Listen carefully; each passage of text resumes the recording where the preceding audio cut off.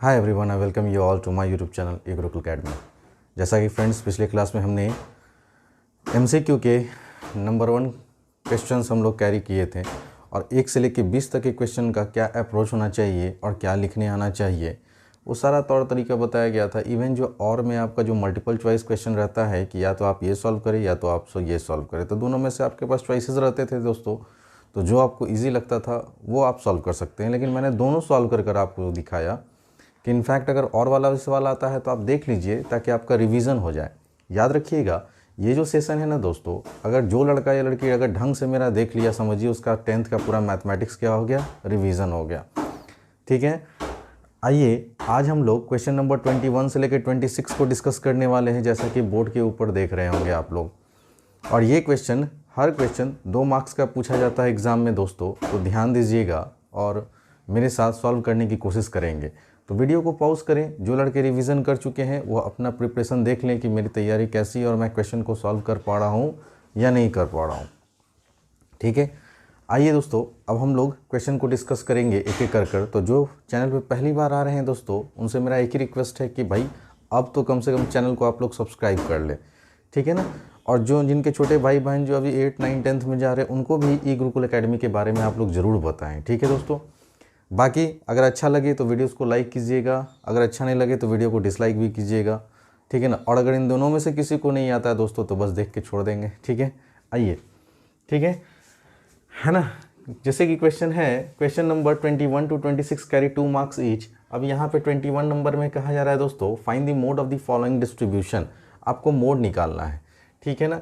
मैं आपको एक चीज़ आपको रियलाइज़ करवाना चाहता हूँ कि मैं क्यों कहता हूँ कि सर आप जो है अगर एक किताब ढंग से अगर पढ़ लेते हैं तो 10th बहुत सफिशिएंट है। RS Agrawal is very much sufficient, ठीक है ना। क्यों मैं बोलता हूँ तो आपको अभी देखिए, ये 2020 का सेट नंबर मैं 3 डिस्कस कर रहा हूँ, है ना दोस्तों। तो ये है सेट नंबर 3 जो 2020 के बोर्ड में स्टैंडर्ड मैथ में पूछा गया था, ठीक है ना। अब यहाँ पे हमको मोड निकालना है, तो सबसे पहले मैं आपका रिविज़न करवा दूँ कि सर मोड बराबर होता है क्या। तो मोड का जो फार्मूला होता है, अगर किन्हीं को याद होगा तो अच्छी बात है, अगर नहीं याद है तो अब याद कर लीजिए। XK plus H into FK minus FK minus 1 upon 2FK minus FK minus 1, और फिर यहाँ माइनस होता है दोस्तों FK प्लस 1। ये होता है मोड निकालने का तरीका, मोड निकालने का फार्मूला। वेयर अगर मैं एक एक चीज़ डिस्कस करता चलूँ तो XK क्या है दोस्तों, तो आप बोलेंगे सर XK जो है वो हमारा frequency of the model class, ये XK क्या हो गया दोस्तों। तो एक मिनट रुक जाइए। हाँ, XK के बारे में आप लिखेंगे सर ये होता है lower limit of the model class. यहाँ FK क्या है दोस्तों, तो फ्रीक्वेंसी बोलेंगे, frequency of the model class. FK minus 1 क्या है दोस्तों, तो हम कहेंगे frequency of the class preceding the model class. और FK प्लस 1 क्या है दोस्तों यहाँ पे, तो हम कहेंगे sir frequency of the class succeeding, बोलते हैं इसको सक्सीडिंग द मॉडल क्लास। उम्मीद करता हूँ कि यहाँ तक आप लोग को दिख रहा होगा दोस्तों, ठीक है ना। और H क्या है आपका, तो आप यहाँ लिख सकते हैं सर H क्या है, तो width of the class interval, width of the class interval. अब जो लड़के पढ़ चुके हैं हमसे वो सारे कुछ अच्छे से जानते होंगे, और जो लड़के कहीं दूसरी जगह भी पढ़े हैं तो एज अ रिवीजन अब आप देख लीजिए दोस्तों। आपका मोड निकालने का फार्मूला होता है अनग्रुप डाटा के लिए XK plus H into FK minus FK minus 1 upon 2FK minus FK minus 1 minus FK plus 1। तो सबसे पहले हम लोग जो है दोस्तों, है ना, एक मॉडल क्लास यहाँ पे फाइंड करेंगे कि सर मेरा मेन मॉडल क्लास कौन है, ठीक है। तो आप यहाँ पे सॉल्यूशन करेंगे मेरे साथ। हेयर आप देखिए सर फ्रीक्वेंसी किसका ज़्यादा है, क्या इस इंटरवल का ज़्यादा है, क्या इसका ज़्यादा है, क्या इस इंटरवल का ज़्यादा है, या इस इंटरवल का ज़्यादा है, या इस इंटरवल का ज़्यादा है। तो आप क्या देख रहे हैं दोस्तों, फ्रीक्वेंसी सर मैक्सिमम जो है यहाँ पे है, तो आपका मॉडल क्लास क्या हो गया है ना, 60 to 80 हो गया। तो हेयर आप लिखेंगे सर मॉडल क्लास इज है ना 60 to 80 as it has maximum frequency, maximum frequency. ठीक है, तो अब आपका एक बार जब मॉडल क्लास निकल गया दोस्तों, तो ये फटाफट ये जो 4-5 टर्म है ना, उसको आप फटाफट लिखते चले। सबसे पहले एक्स के लिखेंगे, तो आपको मालूम है सर एक्स के क्या होता है, lower limit of the model class. तो मॉडल क्लास का इसको कहते हैं लोअर लिमिट, इसको कहते हैं अपर लिमिट। तो लोअर लिमिट हो गया 60। उसके बाद आपका क्या है दोस्तों, एच है ना, तो एच क्या होता है, width of the class interval. तो क्लास इंटरवल का गैप देख लीजिए, 20 का यहाँ भी गैप है, 20 का यहाँ भी गैप है, 20 का यहाँ भी, कोई भी आप गैप देख लीजिए। सर अपर लिमिट में से लोअर लिमिट माइनस के 20, अपर लिमिट में से लोअर लिमिट माइनस के 20, अपर लिमिट में से लोअर लिमिट माइनस कर रहे थे 20, इसलिए विड्थ ऑफ द क्लास जो हो गया इंटरवल का वो 20 हो गया दोस्तों। नेक्स्ट आता है एफ के, तो फ्रीक्वेंसी जो है मॉडल क्लास का वो लिख लीजिए 16 है। और एफ के -1 क्या होता है दोस्तों, फ्रीक्वेंसी जस्ट इसके पहले का, तो 12। और एफ के +1 क्या होता है दोस्तों, फ्रीक्वेंसी जस्ट इसके बाद का। तो जो भी आपका मेन मॉडल क्लास का फ्रीक्वेंसी उसके पहले एफ के -1, उसके बाद का एफ के +1। नाउ अब आप जानते हैं कि सर एमओ बराबर होता है एक्स के प्लस एच इंटू एफ के माइनस ऑफ एफ के -1 अपॉन 2 एफ के माइनस ऑफ एफ के -1 माइनस ऑफ एफ के +1। तो ये फार्मूला होता है दोस्तों, इस फार्मूला में आप पुट करते चले। तो x के कितना है, तो आप बोलेंगे सर 60। h कितना है सर, तो आप बोलेंगे सर 20। f के कितना है दोस्तों, तो आप बोलेंगे 60। f के -1 कितना है, तो आप बोलेंगे 12। और 2 टाइम्स f के करेंगे तो 16 दूनी कितना हो जाएगा दोस्तों, 32। आप समझ रहे हैं ना, f के कितना था 16, 16 को जब 2 से मल्टीप्लाई करेंगे 32 आएगा। f के -1 कितना है आपके पास, तो आप बोलेंगे 10। और सर f के +1 कितना है, तो आप बोलेंगे 4। और बस इसी को सॉल्व कर दीजिए। तो 60 + 20 इंटू ले लीजिए, यहाँ 16 में से 12 जाएगा दोस्तों, जो 4 बचेगा, 32 है, दोनों नेगेटिव है तो जोड़ देंगे 12 4 16 और तब घटा देंगे 32 में से। तो 60 + 20 इंटू 4 और नीचे आ जाएगा दोस्तों 32 में से अगर 16 जाएगा तो 16 ही बचेगा ना। देखिए 12 में से 6 गया 6, 2 में से 1 गया तो 1। अब आप काट सकते हैं सर, 4 × 1 = 4, 4 × 4 = 16 और 4 × 5 = 20। तो आपका जो फाइनल आंसर आया दोस्तों 60 + 65, तो ये आपका हो गया आंसर। ठीक है, तो हैंस मोड जो होगा दोस्तों वो कितना होगा, 65 होगा। तो लास्ट में आप हैंस करके ज़रूर लिखा करें, हैंस द मोड = 65। उम्मीद करता हूँ फ्रेंड्स कि आपको समझ में आ गया होगा। देखिए स्टैटिक्स जो है वो काफ़ी इंपॉर्टेंट है, क्योंकि आपने देखा था कि सर 1 नंबर में के क्वेश्चन में भी MCQ में आया था और अभी भी आ रहा है 2 नंबर के क्वेश्चन में।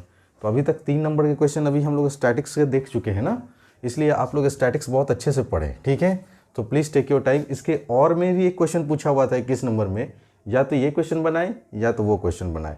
तो मैं दोनों क्वेश्चन इसलिए ले रहा हूँ ना, ताकि आपका पूरा ओवरऑल किताब का ही रिवीजन हो जाए इसी 1 मंथ में, समझ रहे हैं ना। So please take your time.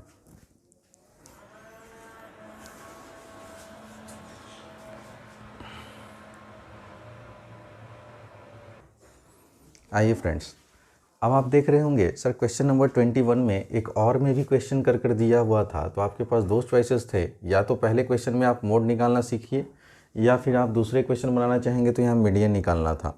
आप बोलेंगे sir which one is very much easy, है ना, फॉर कैलकुलेटिंग, है ना, मोड और आइदर मोड और मीडियन। तो हम कहेंगे sir mode is very much easy rather than, है ना, कैलकुलेटिंग गेसेस। आप बोलेंगे मीडियन सर।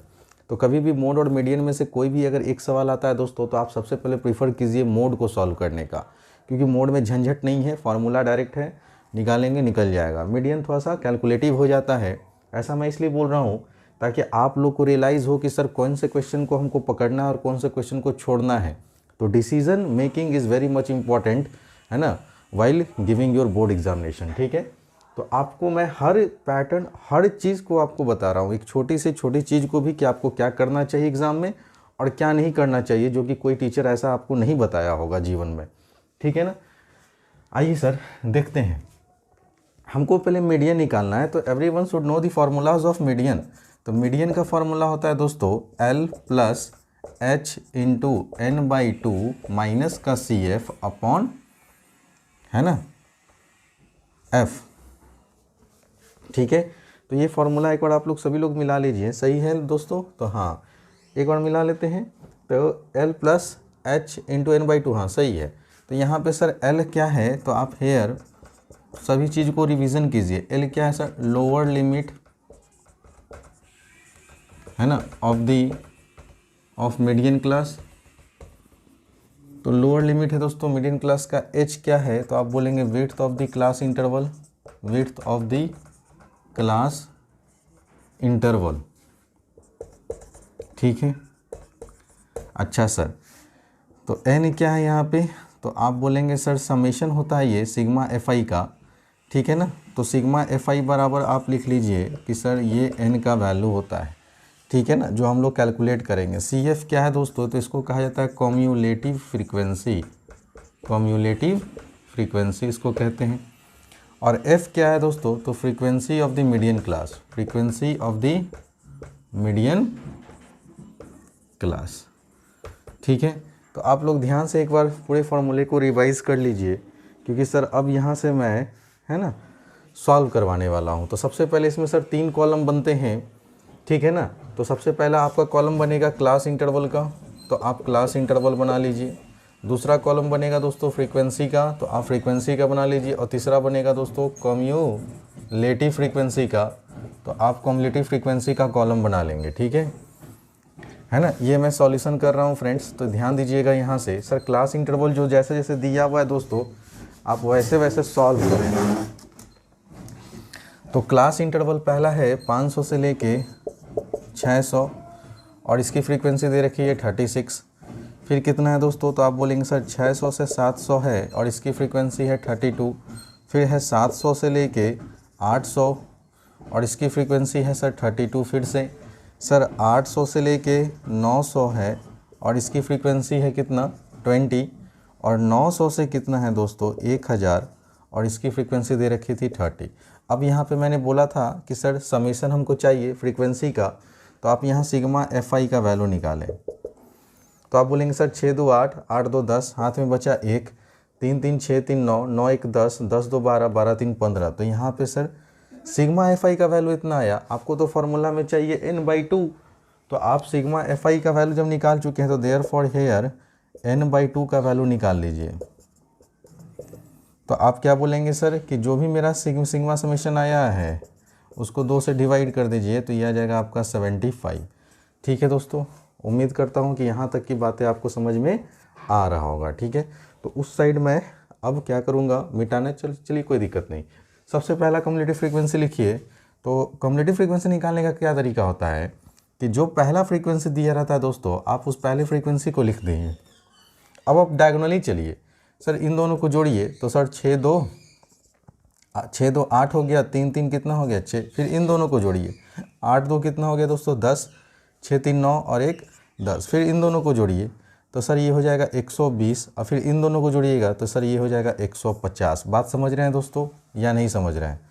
ठीक है ना। तो इस तरह से आपको क्या करना है, ऐड करते चलना है। ठीक है, तो इस तरह से आपका रिस्पेक्टिव जो भी कम्युलेटिव फ्रीक्वेंसी का डेटा होगा ना, वो आपका कैलकुलेट हो जाएगा। आप बात समझ रहे हैं मैंने क्या कहा? फिर से सुनिए सर, अगर आपको कम्युलेटिव फ्रीक्वेंसी कैलकुलेट करना है, if you have to find out the cumulative frequency from the given frequency, then first write the first frequency alongside of the cumulative frequency। ठीक है ना। तो आप पहला फ्रीक्वेंसी है ना ही आपका क्या होता है दोस्तों, पहला का कम्युलेटिव फ्रीक्वेंसी होगा। जस्ट इसके साइड में लिख दीजिए, जो पहला फ्रीक्वेंसी वो लिख दिया गया। अब ऊपर के नंबर को छोड़ दीजिए और डायगोनली जो है आप जोड़िए। अगर इन दोनों को जोड़ेंगे तो नेक्स्ट कम्युलेटिव फ्रीक्वेंसी मिलेगा, इन दोनों को जोड़िएगा तो अगला का कम्युलेटिव फ्रीक्वेंसी मिलेगा, इन दोनों को जोड़िएगा तो अगला का मिलेगा, इन दोनों को जोड़ेंगे तो अगला का मिलेगा। ठीक है ना। अब ये चीज़ जो मैंने यहाँ कर रखा था, ये आपको समझाने के लिए कर रखा था। ठीक है ना, तो आप लोग ऐसा नहीं करेंगे। ठीक है, आप बस कम्युलेटिव फ्रीक्वेंसी के डेटा को लिखते चलेंगे। तो ये था आपका सॉल्यूशन। ठीक है, कि अभी तक सर हमने कम्युलेटिव फ्रीक्वेंसी निकाल लिया। अब ये जो n/2 का वैल्यू आया कितना है दोस्तों 75। तो आपका रूल क्या कहता है मीडियन निकालने का, कि इससे जस्ट जो बड़ा कम्युलेटिव फ्रीक्वेंसी होगा उसको लेंगे। तो आप बताइए 75 से जस्ट बड़ा कौन है? 36 तो छोटा है, 68 भी छोटा है, तो 75 से जस्ट बड़ा कौन है? 100 है। तो आपका यही क्या हो गया दोस्तों, मीडियन क्लास हो जाएगा। अब सारा डेटा आप इस है ना टेबल में से उठा लीजिएगा। ठीक है ना। तो कभी भी एग्ज़ाम में बना रहे होते हैं तो यहाँ पे एक टिक कर दीजिए ताकि आपका पूरा ध्यान इस पे रहे। चाहे एक बॉक्स बना दिया कीजिएगा पेंसिल से और उसके बाद मिटा दिया कीजिएगा ताकि आपको कोई कन्फ्यूज़न ना हो। अब इस फार्मूला में दोस्तों हम सारे वैल्यूज़ को पुट करेंगे और फिर मीडियन कैलकुलेट कर लेंगे, ठीक है, ध्यान दीजिएगा। तो जिनको भी सर मीडियन और मोड पढ़ना था तो आप समझ रहे हैं ना, ठीक है ना, तो वो सब लोग यहाँ पे अब अच्छे से रिवीजन करना शुरू कर दें, ठीक है ना। पूरे स्टैटिक्स का ही पोर्शन आ गया है दोस्तों, ठीक है। तो हेयर कम्यूलेटिव फ्रीक्वेंसी है ना ग्रेटर देन 75 इज़ 100 है ना। देयरफॉर आपका मीडियन क्लास जो हो जाएगा दोस्तों, मीडियन क्लास इज़ आपका हो गया 700 से 800। अब फटाफट लिखिए, है ना, हेयर, है ना, चाहे नाउ करके लिखिए दोस्तों, नाउ एल क्या था आपका, lower limit of the median class. अब लोअर लिमिट देख लीजिए, इस मीडियन क्लास का लोअर लिमिट कितना है, तो आप बोलेंगे सर 700। सर एच क्या होता है सर, तो width of the class interval. तो आप कोई का भी गैप देखिए तो यहाँ भी गैप 100 का, यहाँ भी गैप 100 का, यहाँ भी गैप 100 का, यहाँ भी गैप 100 का, यहाँ भी गैप 100 का। तो आपने कहा सर मेरा width of the class interval आ गया 100। सर n/2 का वैल्यू तो हमको मालूम है कितना है दोस्तों, 75 है। कम्युलेटिव फ्रीक्वेंसी, तो कम्युलेटिव फ्रीक्वेंसी तो आपका हो गया 100, ठीक है ना। और फ्रीक्वेंसी था ना, तो फ्रीक्वेंसी कितना है इस क्लास, इस मीडियन क्लास का 700 से 800 का मीडियन क्लास का फ्रीक्वेंसी 32 है, जबकि कम्युलेटिव फ्रीक्वेंसी कितना था 100। तो अब आपको f चाहिए, तो f का वैल्यू हो जाएगा कितना दोस्तों, 32। अब आप इस फार्मूला में पुट कर देंगे, है ना। तो जैसे ही पुट करेंगे तो लोअर लिमिट कितना है दोस्तों, यहाँ से बोलेंगे सर 700 है। h का वैल्यू कितना है दोस्तों, तो आप बोलेंगे 100 है सर। n/2 का वैल्यू कितना है, तो आप बोलेंगे 75 है। कम्युलेटिव फ्रीक्वेंसी कितना है, तो आप बोलेंगे सर 100 है, ठीक है। और यहाँ पे फ्रीक्वेंसी कितना है दोस्तों, तो आप बोलेंगे सर 32 है, ठीक है ना। तो इस तरह से आप देख लेंगे, है ना, और सवाल को सॉल्व करना सीखेंगे, ठीक है दोस्तों। अब अगर देखा जाए तो सर इसको अगर सॉल्व करेंगे तो 700 हो गया, यहाँ से 100 हो गया, यहाँ से सर माइनस का कितना आएगा दोस्तों, तो आप बोलेंगे सर 25 आएगा, और अपॉन में कितना है, तो आप बोलेंगे सर 32 है, ठीक है दोस्तों। यहाँ तक तो कोई दिक्कत, आप बोलेंगे सर यहाँ तक तो कोई दिक्कत नहीं। अब अगर ये कटता है तो काटिए, ठीक है ना। तो अब अगर देखें तो कैसे काटे सर, है ना, तो आप इसको 4 से काट सकते हैं ना। तो 4 से काटिए, 4 8 जा 32 और ये हो गया 25। 25 इंटू 25 करेंगे दोस्तों तो 625 हो जाएगा, तो 700, ठीक है ना। और यहाँ पे आ जाएगा माइनस का 625 अपॉन में कितना दोस्तों 8। अब लड़के क्या करते हैं, कैलकुलेटिव बनाने के लिए यहाँ और यहाँ का एलसीएम लेते हैं। कभी जीवन में एलसीएम मत लेना, अगर एलसीएम लोगे तो कैलकुलेशन बहुत बढ़ जाएगा, क्योंकि 8 से 56 फिर जो आएगा उसको फिर घटाने के बाद फिर 8 से डिवाइड करना होगा। तो ऐसे सिचुएशन में आपको कभी भी मीडियन निकालना हो तो ये वाला वैल्यू फ्रैक्शनल वैल्यू है ना, इसको तुरंत आप अलग से ही सॉल्व कीजिए। तो सर हम क्या करेंगे, 625 में 8 से डायरेक्ट डिवाइड कर देंगे, ठीक है ना। तो 8 7 आप बोलेंगे सर 56, 12 में से 6 गया, आप बोलेंगे 6 और यहाँ उतरा 5, फिर 8 8 जा कितना होगा दोस्तों, तो 64, 5 में से 4 गया, 1 पॉइंट देंगे 0, 8 एकम 8, है ना, 10 में से 8 गया 2, फिर 8 दूनी 16, ठीक है, 10 में 6 गया 4, फिर 8 5 40, तो ये आ गया दोस्तों 78.125। तो 700 में से आपको घटा देना है 78.12, पॉइंट के 2 ही अंक तक लीजिए, ज़्यादा लेने की ज़रूरत नहीं है। अब 700 में से यदि आप 78.12 अगर सब्ट्रैक्ट करते हैं तो 10 में से 2 गया 8, 9 में से 1 गया 8, 9 में से 8 गया 1, 9 में से 7 गया 2, तो ये आ जाएगा दोस्तों, ठीक है। तो ये एक तरीका हुआ, ठीक है ना, जहाँ पे आपको सर क्या निकालना था, मीडियन निकालना था, तो आपका रिज़ल्ट आ गया 621.88। बाकी अगर आप कैलकुलेशन में कोई दिक्कत होगा दोस्तों तो आप लोग खुद चेक कर लेंगे, ठीक है। मैंने तरीका बताया, ऐसे ही सर सॉल्व करते। तो आप देख रहे हैं ना, अब आपको समझ में आ रहा होगा सर कि कौन सा क्वेश्चन आसान था, और वाला ऑप्शन इजी था या और से ऊपर वाला जो मोड निकालना था वो इजी था। तो हमको लगता है कि सर मुझे बोलने की ज़्यादा ज़रूरत नहीं है। अब आप लोग को मालूम चल रहा होगा कि सर मोड निकालना आसान था as compare to calculating the median of the, है ना, given frequency distribution. So please take your time.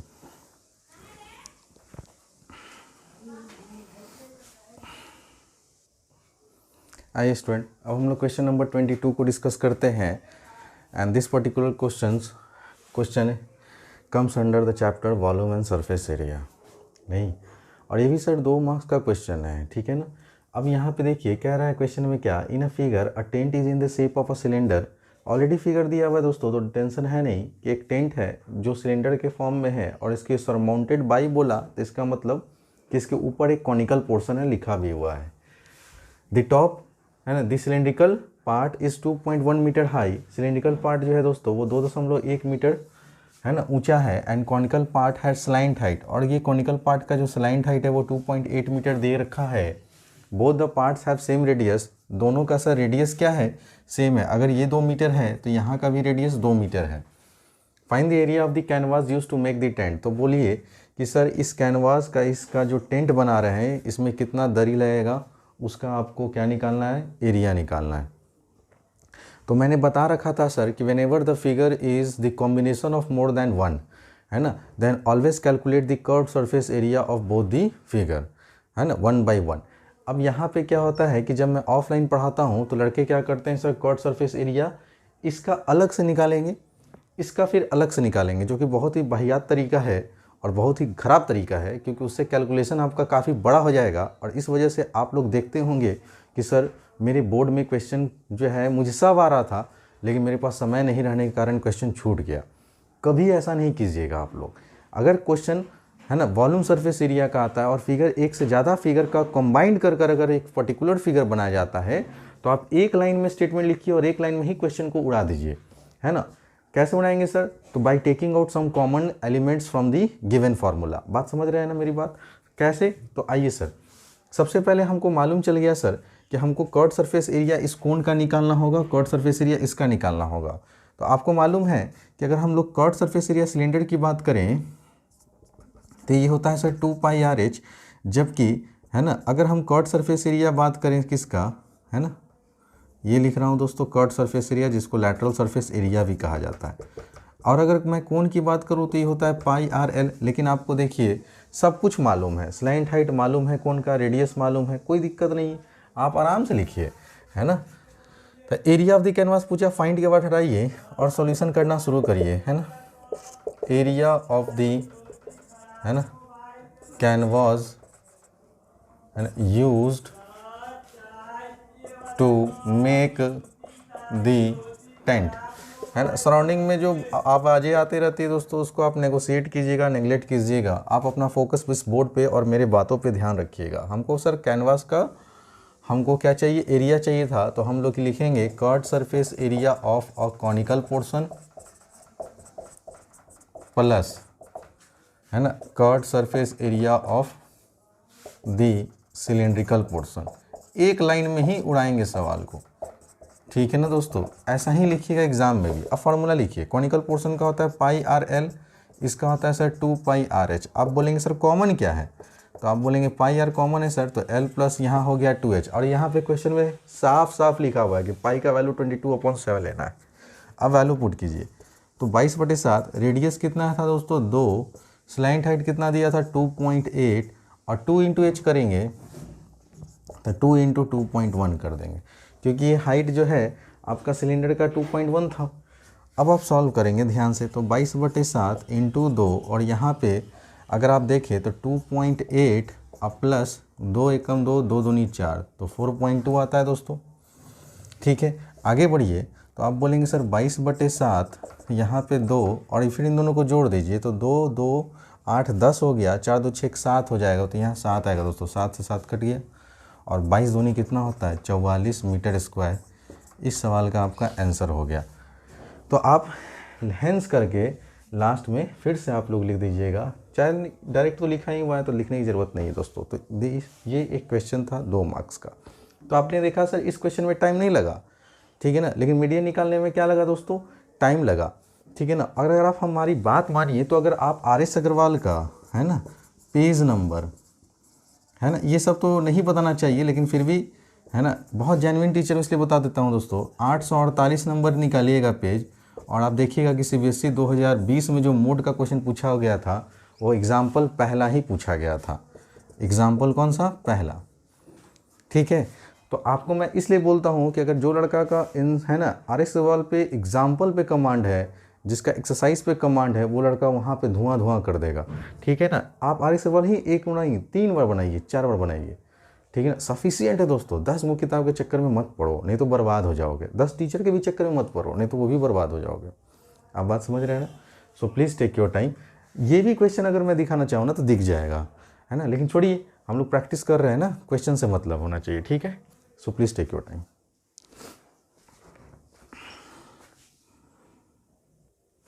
आइए स्टूडेंट, अब हम लोग एक क्वेश्चन नंबर 23 देखते हैं, जो 2 मार्क्स का ही क्वेश्चन है। टोटल 26 क्वेश्चन सॉल्व करेंगे आज। यहाँ पे कहा जा रहा है सर सॉल्व फॉर एक्स की वैल्यू निकालें। तो आप देख रहे हैं सर, ये एक क्वाड्रेटिक है, स्क्वायर का टर्म, एक्स का टर्म, कांस्टेंट टर्म, इसका मतलब क्वाड्रेटिक का सिंपल फैक्टराइजेशन है। तो आइए सर सॉल्व करते हैं। वी हैव,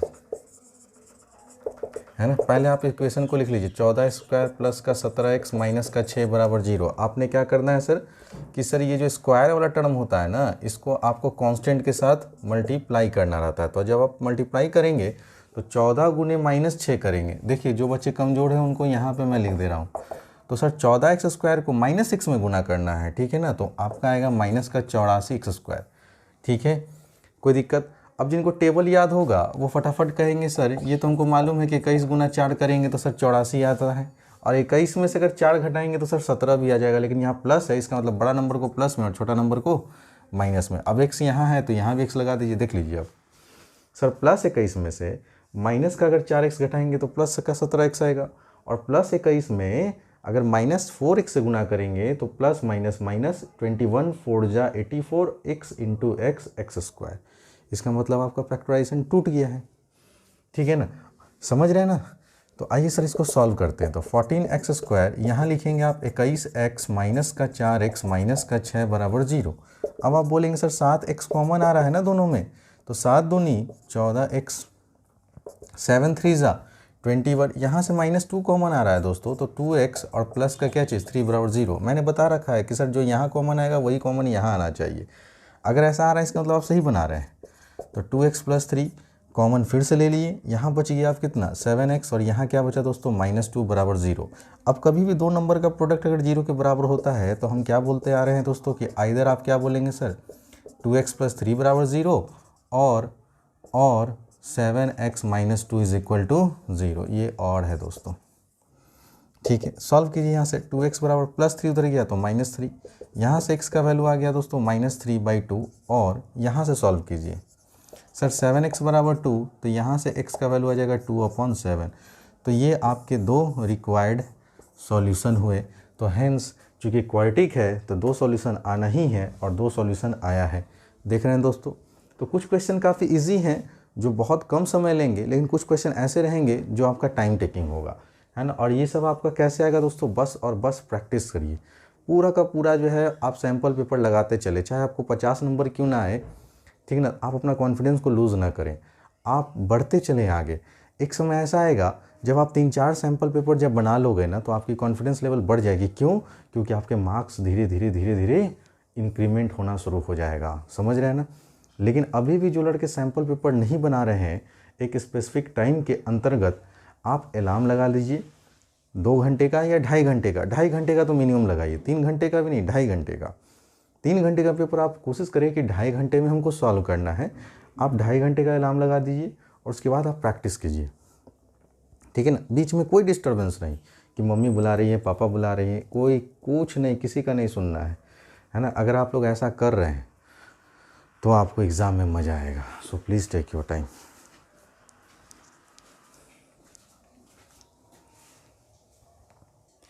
आइए डियर स्टूडेंट, अब हम लोग क्वेश्चन नंबर, है ना, 24 देख रहे हैं, जहाँ पे सर ट्रायंगल से क्वेश्चन पूछे गए हैं। और दोनों का दोनों क्वेश्चन देख लीजिए दोस्तों, ट्रायंगल के ही हैं। पहला पार्ट भी है और दूसरा पार्ट भी है, लेकिन आपके पास और में चॉइसेस हैं। क्वेश्चन नंबर 24 में या तो आप ऊपर वाला बनाएं या तो आप नीचे वाला बनाएं। ठीक है ना। तो मैं आपको लिए दोनों क्वेश्चन बनाऊंगा ताकि आपको समझ में आए कि सर अगर मान लीजिए ये क्वेश्चन ऑड में नहीं रहता, अगर ऐसे क्वेश्चन सिंपल में जैसे पूछा रहता तो फिर क्या करते। तो आपके पास कोई ऑप्शन नहीं रहता। तो आपको दोनों, है ना, क्वेश्चन को आपको, है ना, मैं समझा रहा हूँ, लेकिन आप एग्ज़ाम में जब बनाएंगे तो जो भी आपको आसान लगे उसमें से एक बनाइएगा। ठीक है ना। आप बोलेंगे सर इनमें से सबसे आसान कौन है, तो ऑब्वियस सी बात है सर, अगर आपको थ्योरम के स्टेटमेंट अगर आपके जबान पे रटी हुई है तो आपके लिए 24 का पहला नंबर जो है, पहला पार्ट वो आसान है। और जिनको सिमिलर ट्रायंगल में खूब मज़ा आता है वो सेकंड नंबर भी बना सकते हैं दोस्तों, कोई दिक्कत वाली बात नहीं होनी चाहिए। अब आइए अगर हम पहला क्वेश्चन की बात करें तो कहा जा रहा था perimeter of two similar triangle are 30 centimetre and 20 centimetre. तो आइए हम पहले सॉल्यूशन करते हैं 1 नंबर के लिए। तो आप पहले दो ट्रायंगल अपने मन से छोटा छोटा बना लीजिए, ए बी सी, और ये हो गया यहाँ से दोस्तों डी ई एफ। इसका पेरीमीटर दे रखा है 30 सेंटीमीटर है, इसका पेरीमीटर दे रखा है सर कि 20 सेंटीमीटर है। अच्छा, if one side of the first triangle is 9 centimetre long, अगर मान लेते हैं कि ये 9 सेंटीमीटर लॉन्ग है तो find the length of the second side. तो आपको ये निकालना है करस्पॉन्डिंग, क्योंकि बी सी के करस्पॉन्डिंग ई एफ होगा, ए सी के करस्पॉन्डिंग डी एफ होता है और ए बी के करस्पॉन्डिंग डी होता है। तो अगर आप बी सी को 9 लिए हैं इसका मतलब आपको ई एफ निकालना है। अब आप जिनको थ्योरम रटा हुआ होगा वो सटासट लिखेंगे ऐसे कि sir we know that the ratios of the perimeters of two similar है ना triangles is same as the ratio of their corresponding sides, है ना। तो therefore आप क्या बोलेंगे दोस्तों कि पेरीमीटर है ना of triangle A B C है ना अपॉन पेरीमीटर ऑफ ट्रायंगल कौन सा है दोस्तों डी ई एफ, ये बराबर होगा करस्पॉन्डिंग साइड के रेशियो के। तो अगर आप यहाँ बी सी लिए हैं तो यहाँ आपको ई एफ लेना होगा और आप वैल्यू पुट कर दीजिए।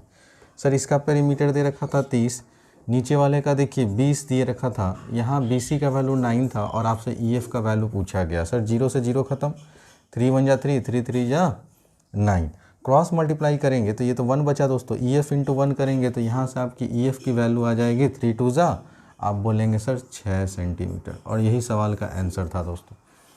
ठीक है, तो उम्मीद करता हूँ कि अगर आपको पहला थ्योरम अगर अच्छे से याद होगा स्टेटमेंट, तो बस स्टेटमेंट पे ही क्वेश्चन आते हैं। तो इसलिए मैं बोलता हूँ ऑफलाइन बैचेज़ में भी कि आप लोग अगर थ्योरम के स्टेटमेंट को अगर अच्छे से अगर पकड़ बनाए हुए हैं ना तो आपके सर ज्योमेट्री आपके हाथों में है, और अगर आपका थ्योरम नहीं है तो ज्योमेट्री आपके हाथों से फिसलता हुआ दिखेगा। ठीक है ना। तो आइए, उम्मीद करता हूँ कि ये समझ में आ गया होगा।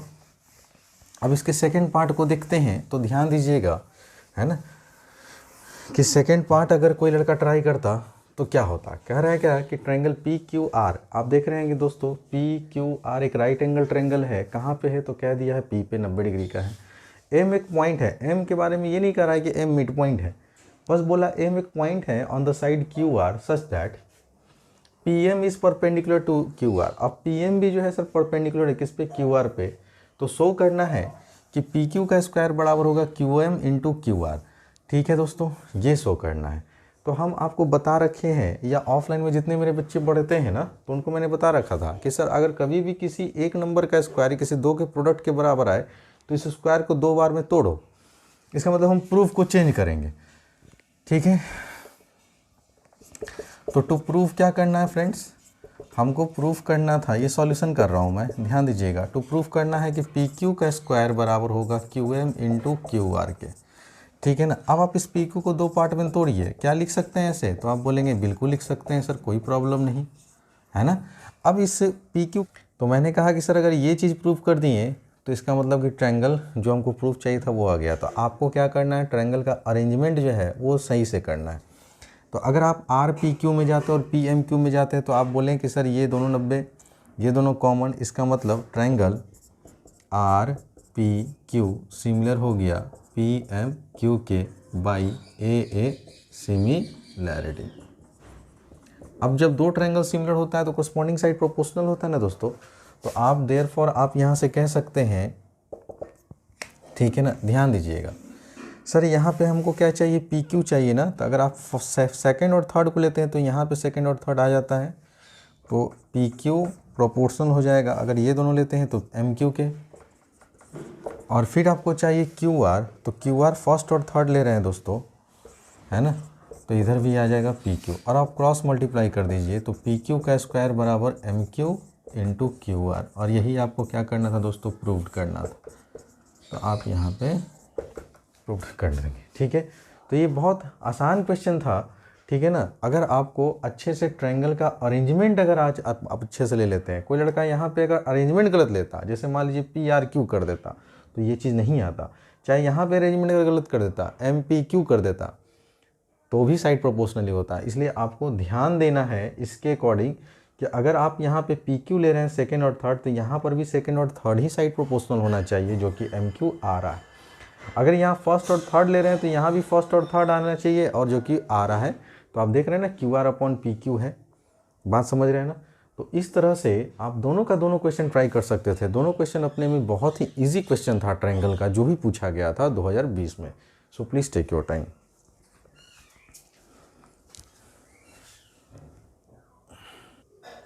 आइए डियर स्टूडेंट, अब जो क्वेश्चन नंबर आप 25 देख रहे हैं, ये है आपका जो अभी सीबीएसई का लेटेस्ट पैटर्न ट्रेंड चल रहा है, वो है केस स्टडी। अब देखिए, जो भी है ना बच्चे केस स्टडी नहीं जानते हैं, दरअसल ये केस स्टडी कुछ नया चैप्टर नहीं है और ना ही कोई नया टॉपिक है फ्रेंड्स। ये आप जो भी मैथमेटिक्स में पढ़े हैं ना, वो कोई भी चैप्टर से, चाहे वो प्रोबेबिलिटी का हो, चाहे वो कोऑर्डिनेट ज्योमेट्री का हो, चाहे वो एचसीएफ एलसीएम से रिलेटेड हो, चाहे वो वॉल्यूम एंड सरफेस एरिया से रिलेटेड क्वेश्चन हो, चाहे वो ज्योमेट्री से क्यों ना रिलेटेड हो, चाहे वो हाइट एंड डिस्टेंस से क्यों ना हो, ठीक है ना, चाहे वो एपी से दे दे, किसी से भी कोई भी चैप्टर आप पढ़े हुए हैं ना, है ना, वही चीज़ है। बस उसमें एक पैराग्राफ का कुछ स्टेटमेंट दिया रहता है, उसको आप ढंग से पढ़िए, ठीक है ना। लेकिन अगर ये 2020 में पहली बार आया था ना, तो बहुत लोग सब लड़का लड़की देखा होगा और इसको डर के छोड़ दिया होगा। मैक्सिमम देखिएगा छोड़ दिया होगा। क्यों? क्योंकि स्कूल में इस तरह का कोई पैटर्न अभी तक पढ़ाया नहीं गया है, ठीक है ना। और जब वो लोग एग्ज़ाम में बैठे तो उनकी हालत ख़राब हो गई। लेकिन अगर आप ढंग से अगर हमसे पढ़ रहे हैं ना, अब देखिएगा, क्योंकि जैसे ही ये मैं तीनों सेट डिस्कस कर दूंगा, अभी मैं सेट 3 डिस्कस कर रहा हूँ, फिर मैं सेट 2 डिस्कस करूँगा, फिर सेट 1 डिस्कस करूँगा। ये तीनों सेट मैं प्रीवियस ईयर का 2020 का जब डिस्कस कर दूंगा ना, तो उसके बाद मैं केस स्टडी का कम से कम, है ना, 20-22 लेक्चर लेके आऊँगा केस स्टडी का, समझे। और वहाँ पे आप लोग को इतना मैं निपुण कर दूंगा कि आप लोग केस स्टडी सर कहेंगे सर ये तो कुछ है ही नहीं, है ना। आइए, है ना, जो लड़के पहली बार इस क्वेश्चन को देखे होंगे तो वो तो छोड़ दिए होंगे। और ये एक ट्री प्लांटेशन कर है ना, हेडिंग दिया हुआ था इसमें कि ये ट्री प्लांटेशन है ना। केस स्टडी कौन सा था ये दोस्तों, हेडिंग था क्या इसका, ट्री प्लांटेशन ड्राइव, इस तरह से हेडिंग दिया हुआ था। और फिर ये क्वेश्चन स्टार्ट किया। तो आइए एक एक करके पहले क्वेश्चन को समझते हैं कि ये है क्या। A group housing society has 600 members. एक ग्रुप हाउसिंग सोसाइटी, इसमें कितने मेंबर्स हैं, 600 मेंबर हैं। Who have their houses in the campus and decided to hold a tree plantation drive on the occasion of new year. तो एक society में total 600 members हैं दोस्तों। उन्होंने लेकिन एक डिसाइड किया कि भाई न्यू ईयर के ओकेजन में हम लोग ट्री प्लांटेशन करेंगे, वृक्षारोपण करेंगे, ठीक है। Each household was given the choice of planting a sampling of its choice. हर घर को, हर सोसाइटी के घर को ये चॉइस दिया गया कि आपको जो मन करता है ना, आउट ऑफ दिस, है ना, 5 चॉइसेस, आपको जो मन करता है आप वो ट्री प्लांट कीजिए। The number of different types of samplings, है ना, प्लांटेड वर। तो यहाँ पे देखिए, नीम के टोटल 125 पेड़ लगाए गए, पीपल का 165 पेड़ लगाना था, क्रीपर्स घास फूस का देख लीजिए सर 50 पेपर, फ्रूट प्लांट्स का 150 और फ्लावरिंग प्लांट 110। अब यहाँ से नेक्स्ट पार्ट बोलता है on the opening ceremony one of the plant is selected randomly. अब सिलेक्शन हो रहा है, रैंडमली की बात आ गई। समझ गए कि सर ये जो क्वेश्चन है, this case study is related to probability chapter. तो अगर आपने प्रोबेबिलिटी ढंग से पढ़ा है तो इसको देखिए 2 सेकंड में उड़ा दीजिएगा, है ना। After reading the above passage and वो answer the following question, what is the probability that the selected plant a fruit plant, या फिर और दिया हुआ है, और ध्यान दीजिएगा, और अ फ्लावरिंग प्लांट। या तो हम अगर सेलेक्ट किए रैंडमली कोई प्लांट को, तो बताइए कि प्रोबेबिलिटी क्या होगा कि जो हम लोग प्लांट सेलेक्ट किए वो एक फ्रूट प्लांट होगा या फिर फ्लावरिंग प्लांट होगा। तो आप देख लीजिए, फ्रूट प्लांट कितना है, टोटल 150 है, और फ्लावरिंग प्लांट कितना है दोस्तों, सर 110 है। टोटल कितने हैं सैम्पल स्पेस में, तो आप बोलेंगे सर 600। तो आपका सॉल्यूशन अगर पहला करना होगा ना, तो देखिए कितना आसान था, लेकिन अब छोड़ दिया होगा डर के। ठीक है। तो आप लिखेंगे प्रोबेबिलिटी गेटिंग, जो पूछा जाए इस ब्रैकेट के अंदर चिपका दो, probability getting a fruit plant और अ फ्लावरिंग प्लांट। ठीक है दोस्तों, तो आप बोलेंगे सर फ्रूट प्लांट कितना है, तो आप बोलेंगे 150, और फ्लावरिंग प्लांट कितना है, तो आप बोलेंगे 110। तो इन दोनों को जोड़ दीजिए, और में ऐड हो जाता है। ठीक है, ध्यान दीजिएगा, जब भी और वर्ड रहेगा तो ऐड कर दीजिएगा। नंबर ऑफ सैंपल स्पेस कितना है, तो आप बोलेंगे सर 600। 0, 5 और 1 6, और ये 260/600। सर 0 से 0 कट गया, इसको काट दीजिए, तो ये बोलेंगे 13 बार में और ये 30 बार में। तो आंसर आ गया सर 13/30। 13/30। ये था आपका पहला पार्ट का सॉल्यूशन। अगर मैं बात करूं सर सेकंड पार्ट का सॉल्यूशन की, है ना, तो आइए सॉल्यूशन सेकंड करते हैं। कहा गया आइदर अ नीम प्लांट हो और अ पीपल प्लांट हो। सर प्रोबेबिलिटी बताइए, या तो वो नीम प्लांट होना चाहिए या तो फिर पीपल प्लांट होना चाहिए, है ना। तो फिर से यहाँ वर्ड आया दोस्तों, और की बात हो गई। ठीक है ना, तो और में नीम प्लांट देख लीजिए 125 है, तो प्रोबेबिलिटी गेटिंग,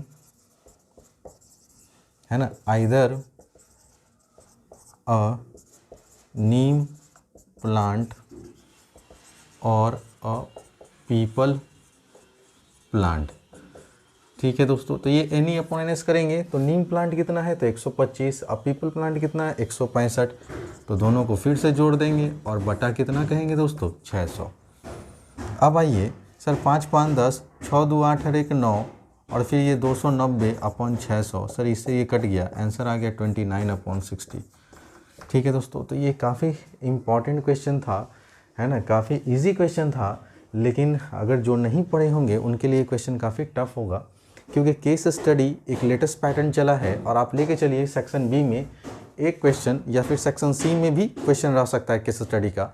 इस बार तो 2 क्वेश्चन पूछा गया, है ना। अगले सेट में देखेंगे उसमें कितने क्वेश्चन पूछे गए थे, तो आपको एक आइडिया होगा कि सर तीनों सेट में, है ना, केस स्टडी के क्वेश्चन आए थे या नहीं आए थे तो कितने मार्क्स के आए थे, ठीक है ना, और किस तरह के चैप्टर से रिलेटेड था। तो ये तो प्रोबेबिलिटी का आज मैंने केस स्टडी से डिस्कस कर दिया। अब लास्ट क्वेश्चन डिस्कस करेंगे दोस्तों, जो कि होगा 26 number. So please take your time.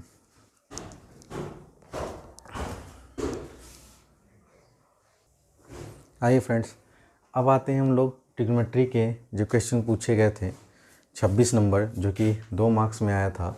और ये कॉम्प्लीमेंट्री एंगल पे बेस्ड क्वेश्चन है दोस्तों।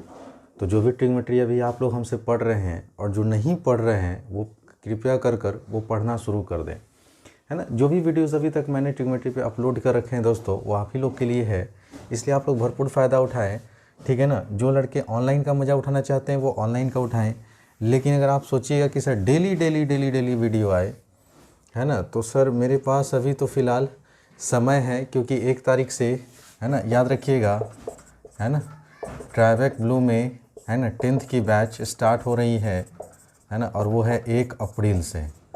ठीक है, तो जो भी इंटरेस्टेड बच्चे हैं, है ना, गूगल कर लीजिए, है ना, और सर्च करके देख लीजिए, है ना, और बैचेस के बारे में पता कर लीजिए। ठीक है, आइए दोस्तों, जैसे ये एंगल है 2 sin 68 degree upon cos 22 degree minus 2 cot 15 degree upon tan 75 degree minus 3 into tan 40 degree into tan 45 into tan 50, इसकी वैल्यू निकालना है ना। तो अब आप क्या करें, यहाँ पे साइन है, यहाँ कॉस है, और इन दोनों एंगल का सम देख लीजिए। तो 8 2 10, 6 2 8 1 9, 90 डिग्री यहाँ भी बना रहा है, 90 डिग्री यहाँ भी बना रहा है, और 90 डिग्री ये दोनों भी बना रहा है, 50 और 40 90 बन जा रहा है। जबकि tan 45 एक स्टैंडर्ड एंगल है जिसकी वैल्यू 1 होती है।